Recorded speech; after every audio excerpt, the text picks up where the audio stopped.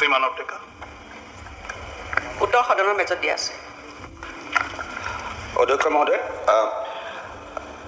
মন্ত্ৰী মহোদয়ক ধন্যবাদ জনাইছোঁ উত্তৰকেইটাৰ কাৰণে। মই এটা প্ৰশ্নৰ মন্ত্ৰী মহোদয়ক কৰিব বিচাৰিছোঁ যে সচৰাচৰ আমি যেতিয়া গাঁৱলৈ যাওঁ, আমাৰ অংগনবাদী কৰ্মী আৰু সহায়িকাসকলে আমাক এটা সদায় অভিযোগ দিয়ে যে তেওঁলোকে অৰুণোদয় পোৱাত বাধা থাকে বুলি কয়। মই কোৱা নাই যে সকলোকে অৰুণোদয় লৈয়ে ল'ব লাগে বুলি।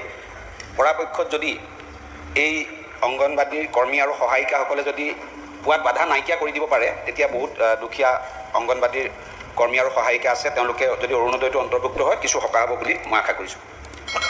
Honourable minister. অধ্যক্ষ মহোদয়, মাননীয় বিধায়ক ডাঙৰীয়া আচলতে মোক পোষণ অভিযানৰ কথা কৈছিলে আৰু তেখেতে অৰুণোদয় আঁচনিৰ কথা ক'লে।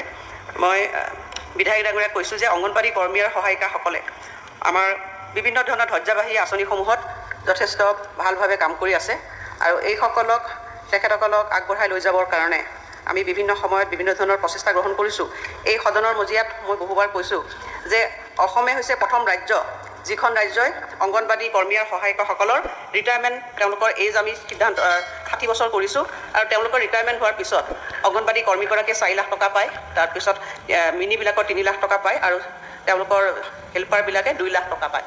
আমি অসমে প্ৰথম ৰাজ্য আৰু বিভিন্ন ক্ষেত্ৰত তেওঁলোকে যিখিনি মাননি বৃত্তি গোটেইখিনি কথা আমাক জনাই আছে। মই তেওঁলোকৰ লগত বহুবাৰ বহিছোঁ আৰু অৰুণোদয়ৰ কথাও কৈছে। ভৱিষ্যতে গোটেইখিনি কথাই আমি চিন্তা চৰ্চা কৰিম। ধন্যবাদ। কুৱেশ্যন নম্বৰ 27 আছে কিবা ছাপ্লিমেণ্টাৰী?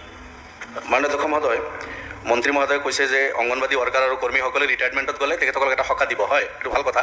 কিন্তু এতিয়া তেখেতসকলে কাম কৰি আছে আৰু বহুত পৰিশ্ৰম। মাননীয় অধ্যক্ষ মহোদয়, তেখেতসকলে এতিয়াতো ৰেগুলাৰলি যায় স্কুলত পঢ়ায়, এতিয়া মডেল চেণ্টাৰো কিছু হৈছে আৰু ইয়াৰ উপৰঞ্চিভাৱে আৰু যিখিনি আমাৰ কাম আছে, চৰকাৰে বিভিন্ন ধৰণৰ কাম কাৰ্যসূচী লয়, সেইখিনিতো অংগনবাদী ৱৰ্কাৰ্ছ আৰু হেল্পাৰ্ছক আমি কুৱেশ্যনটো কৰক। গতিকে 4,500 আৰু 6,500 যিটো মান্থলি তেখেতসকলে পায় ৰিমুনাৰেশ্যন বহুত কম।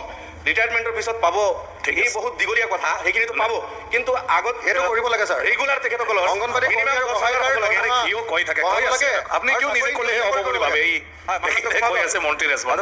মন্ত্ৰী মহোদয়ৰ পৰা আমি এইটো অনাৰেবল মিনিষ্টাৰ। গোটেই অসমৰে বঢ়াব নে নবঢ়াব সেইটোতো কুৱেশ্যন দে হৈছে। 10,000 আৰু 12,000 ৱৰ্কাৰ্ছ মিনিমাম এইখিনি হ'ব লাগে তেখেতসকলৰ। ঠিক আছে, মন্ত্ৰী ঠিক আছে।